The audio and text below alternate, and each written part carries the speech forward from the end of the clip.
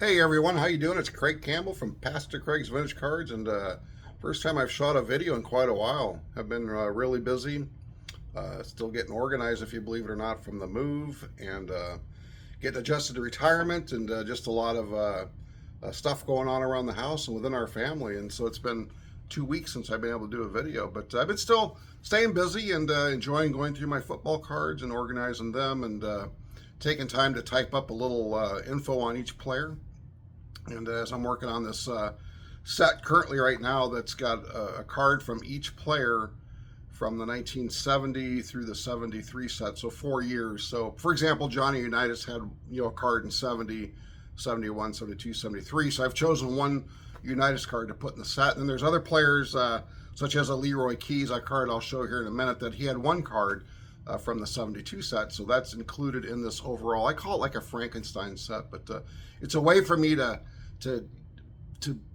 really enjoy my collection of football cards from when I was a kid. And I've got so many cards from really like 60, really from 70 through 78, and a lot of 68 and 69 cards, and a few 66s and 67s and so on. But it's just really allowing me a way to really enjoy the hobby, and to do that without having to spend much money. And I'm looking forward to Strongsville and seeing everybody. It's going to be really a fun time. We're getting really close. We're down to less than a month now, and so that's going to be a real blast. I don't know exactly what I'm going to be looking for there. I would still really like to get an Al Kaline rookie card. That would be kind of my dream pickup, and maybe something on the football side too. So we're just going to see. I'm not going to have a plan this year. I'm just going to kind of go by the seat of my pants and see what I find, and I'm hoping to have a good time with everybody. That's going to be the best part of it. There's going to be so many YouTubers there, and a lot of guys that I only met once or twice before, and a lot of people I've never have met before, and I'm really looking forward to that. So that's right around the corner. So that's something that's on the calendar, and I'm looking forward to it. But I want to show you some different cards here, and just some interesting cards, and maybe a few even pre-war cards that I've picked up here in the last 3 or 4 months. So let me get the camera turned around. I'll be right back with you. Okay, guys, I'm back with you. First up, I wanted to show you a pre-war card. I think I've shown this to you before. Maybe not, but it's a 1939 play ball, Charlie Gehringer. And just really enjoy the 30s and 40s Detroit Tigers teams with Hank Greenberg and Gehringer, and they were just a real interesting group of players. And so I've enjoyed reading books on Greenberg, and I've come to really appreciate Charlie Gehringer, the mechanical man is what they called him. Just a great second baseman, really one of the greatest second basemen of all time.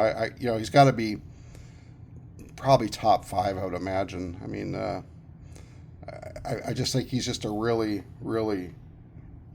great player, and he was so good with Detroit. I mean, he just did it all, and so I was real happy to have this card added to the collection. Charlie Gehringer, 1939 play ball. And this card I've shown before. I picked it up at the National in Cleveland. It's a 1934 Goudey, Tom Bridges. Tom was just kind of a run-of-the-mill player. Nothing really great about him. But I love the color on this card. I love the blue, the green, and the yellow. And again, I kind of have this affinity for the 30s Detroit Tigers. And I wanted to have a nice example of a 34 Goudey in my collection.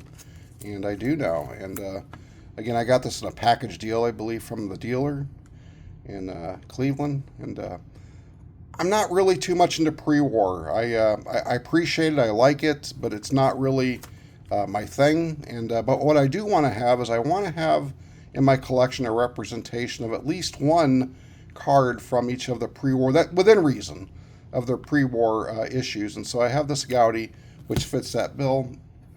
And then this is the other card. I got it from B. Roth late December. And this is the Luke Appling Diamond Stars. And just a great card. And I love the colors on it, again, green and yellow with the Packers. And you got the players in the background, and just a nice look at his face there. And just a nice card, really clean. And these Diamond Stars are just fantastic.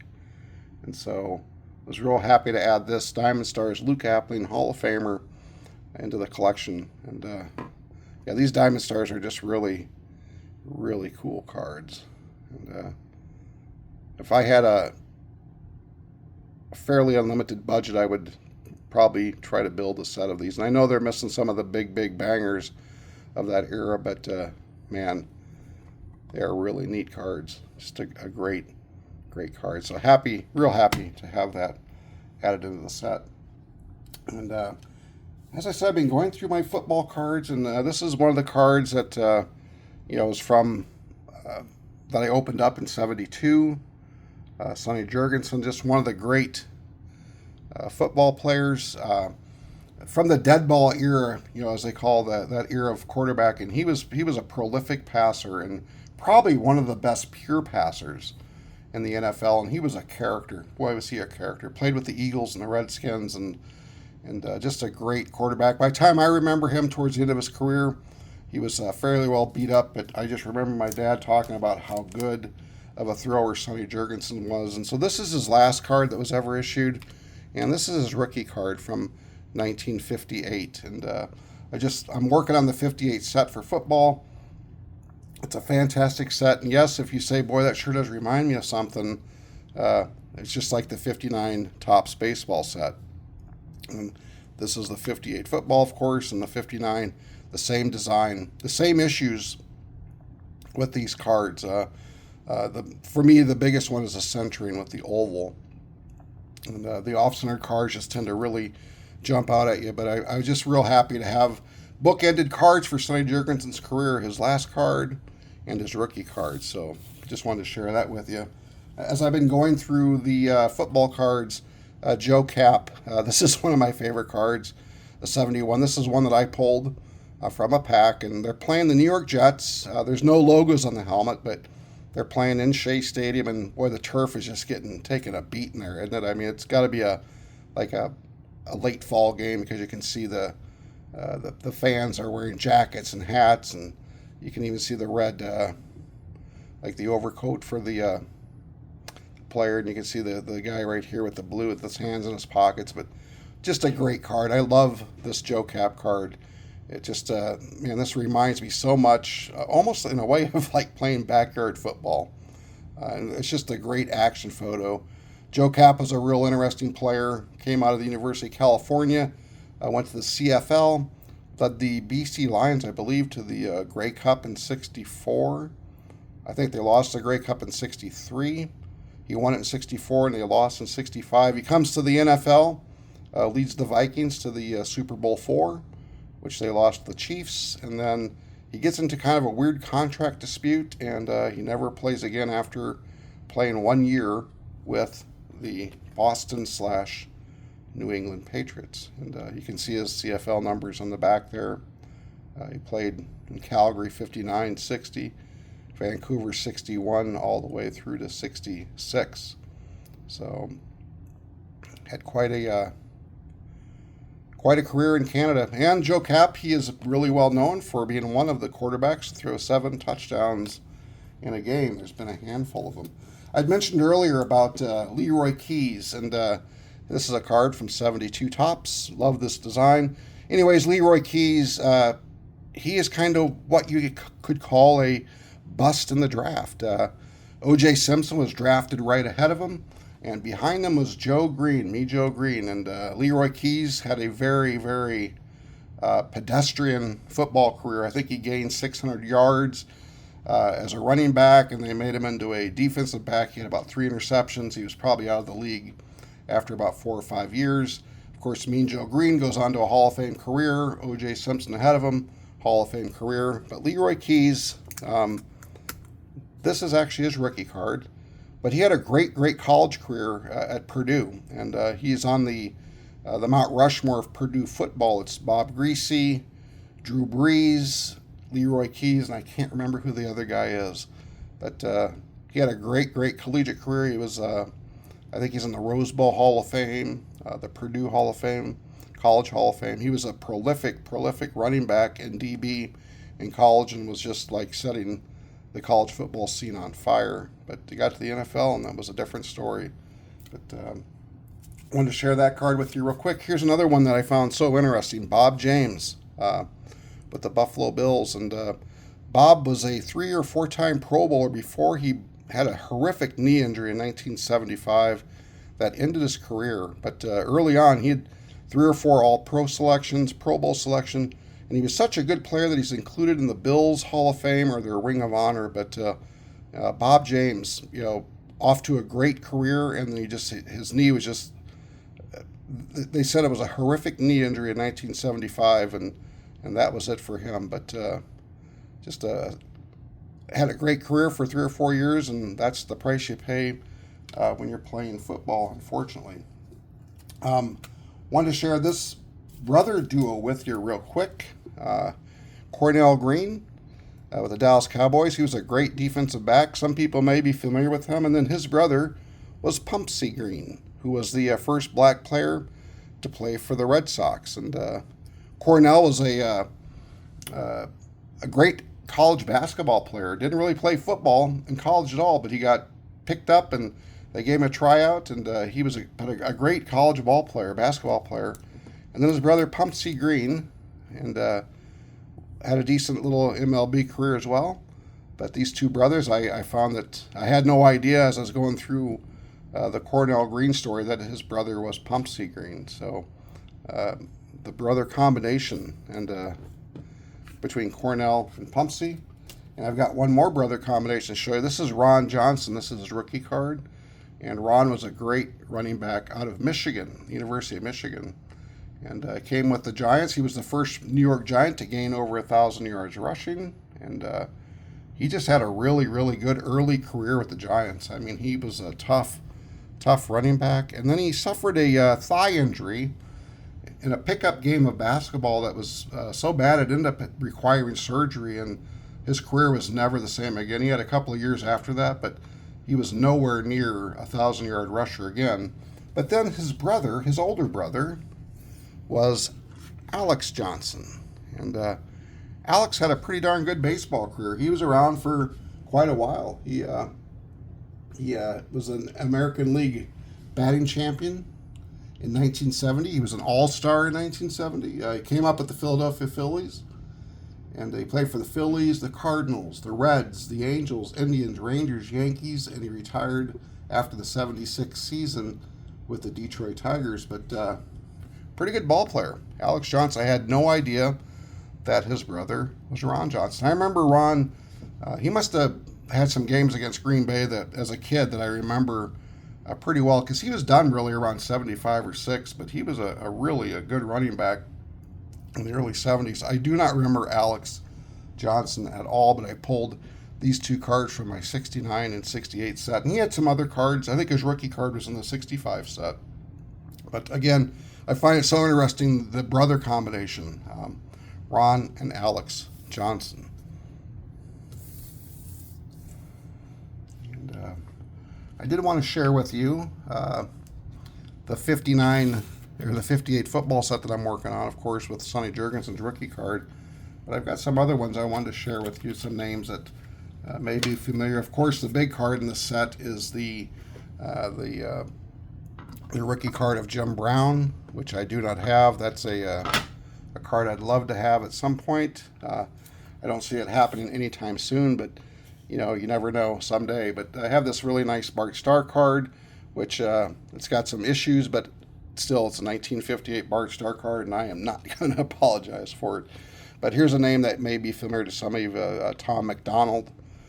He was a wide receiver, halfback for the Eagles. Or Bobby Dillon, a great halfback with the Packers. This card I really like. Zeke Bratkowski, a quarterback with the Bears. But, it's like palm trees in the background or something. But the pose of him jumping, no face mask, just a really, really cool card, Zeke Bratkowski. This is another card that's just so fascinating. Look at that bucket. My, oh my. Jim Duran for the Detroit Lions. No face mask, of course, but that helmet has been through hell and back. I mean, my, oh my. And it looks like his nose could have used the face mask a few times. But Jim Duran. Here's a really good card. Jimmy Ringo, great player for the Green Bay Packers, was traded to the Eagles after he went into Vince Lombardi's office and demanded more money. And literally 5 minutes later, he found himself on the Philadelphia Eagles. Gary Knaflack in for the Green Bay Packers.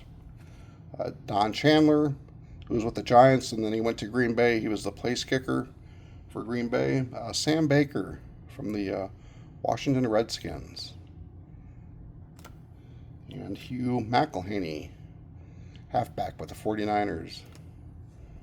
Another Don Chandler. This one here, Ron Kramer with the Packers, but of course he's wearing the bucket for the Michigan Wolverines. No face mask, obviously, at that time either. Love This Pose by Frank Gifford. And the great Y.A. Tittle with the 49ers. Charlie Connerly from the quarterback from the New York Giants. This name here always gets me. Leo Nomellini with the San Francisco 49ers. Here's another great one. Tobin Rote from the Detroit Lions. Another Hugh McElhaney. Bill George, the Chicago Bears. Oh, Bill looks like a real tough guy there, doesn't he? Bill George. Another Sam Baker. And this one here, you may not recognize him with dark hair. The great George Blanda, quarterback for the Chicago Bears. So I love the 59 set. Been working on it. One last card I wanted to show you from there also, Chuck Bednarik, the great linebacker from the Philadelphia Eagles. And the reason why I saved him for last, I need to move these out of the way. And I just was at the store the other day, and I'm going to try to zoom out here a little bit. And I'm not really a Eagles fan, but let me move my camera just a little bit here. I picked up a book, Concrete Charlie, The Oral History of the Philadelphia Great Legend Chuck Bednarik. And that price was $2.99, and I could not resist it. So I got to pick that book up, and learn a little bit more about Charlie Bednarik. I know he was a great, I wanted to say Charlie Bednarik, but they called him Concrete Charlie, but what a great football player he was. And so this 58 set I'm working on, I sometimes refer to it the 59 set because I'm so darn used to the baseball, the similarity of the 59s I'm so familiar with. But I just really like this set design, and I wanted to have a football set from the 50s, and this is the one that I chose to go for. And again, like I said, I know the Jim Brown rookie card is like just huge, but we'll see someday. So real happy to have that. And while I got these baseball cards, I'm going to try to get some of these sent off to SGC to get graded. The 59 Ernie Banks, pretty nice looking card. Got that from B-Roth. 57 Whitey Ford with the great follow through. Got a little corner issue up there. Whitey Ford. I already have a graded Gary Carter rookie card. I'll just probably put this in with my 75s. A nice 76 George Brett. These are really hard to find centered. So second year George Brett. 64 Don Drysdale.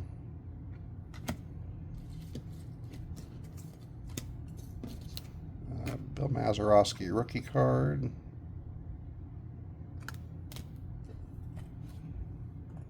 I love the baseball thrill set. Aaron Club's World Series homer. Those are really so cool. 60 Hank Aaron All-Star.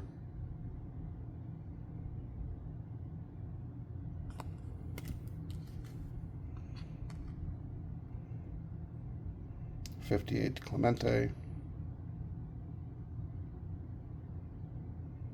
Pretty nice card. One of my favorite 57 reverse neg, Hank Aaron.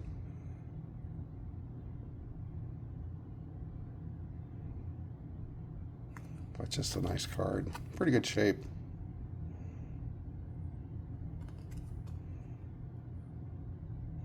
Really nice sharp image on that one. 57 Bob Clemente. You get a nice looking card.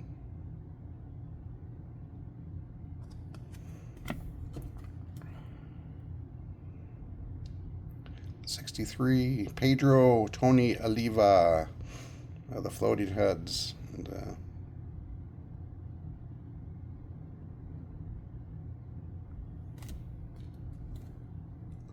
61 Bob Clemente. See, I've got a 57 and the 58 and the 61 here that I need to get sent away. Mantle, Baseball Thrills. It's his 42nd homer for the Crown. Really cool card. I think I've shown this home run leader before to you. I'm sure I have. It's one of the, to me, it's just one of the classic cards of the 60s. Hank Aaron, Frank Robinson, Willie Mays, Ernie Banks, Orlando Cepeda. 5 Hall of Famers. Orlando Cepeda was a great player in his own right, but when you look at Banks, Mays, Robinson, Aaron, I mean, you're talking the cream of the crop of the 1960s, in the mid 50s on up, and of course Willie even earlier in the early 50s. But what an awesome card that is. And I've got this one also, the 60 home run leaders with Ernie, Aaron, my man Eddie Matthews, and Boyer. And need to get that bad boy sent off too. I've had it for a while. I just really bad about getting things sent off to SGC. I'm sure I've showed this card to you before as well. A nice 55 Warren Spahn. This was from B. Roth as well. Love the 55s. Love Warren Spahn. And anyways, guys, it's been a while since I made a video, so this is kind of a long video here, but I hope you enjoyed it. I hope you enjoy taking a look at some oddball cards like the Ron Johnson and the story on a guy like a Bob James, Leroy Keys, Joe Cap. I mean, I know we all like to collect, and the bigger the name, the better. But I'm telling you, for me and my collection where I'm at right now, I just love these common players and the guys that I remember, and kind of reliving a little bit of my childhood, I guess, through the 70s and some of the great players of the 60s and 50s. And it's just kind of where I'm at right now in my collection. I just really enjoy this, and just having a blast looking up guys like Leroy Keys and Joe Cap, and remembering some of the greats like a Sonny Jurgensen, Chuck Bednarik. Learning more about guys like Alex Johnson and Cornell Green. The great respect and reverence for a guy like a George Blanda. I mean, I just love it. But you get guys like that, and we all want to collect them and our pre-war guys too. But the hobby is just fantastic. It provides so much enjoyment, so many memories, good times, and I'm just really glad to be able to share this journey with you guys here on YouTube. So if you like the video, give it a like, subscribe to my channel if you would like. And again, looking forward to seeing a lot of you in Strongsville. And if you see me there, please don't be afraid to say hey. And we'll talk to everyone later. Take care.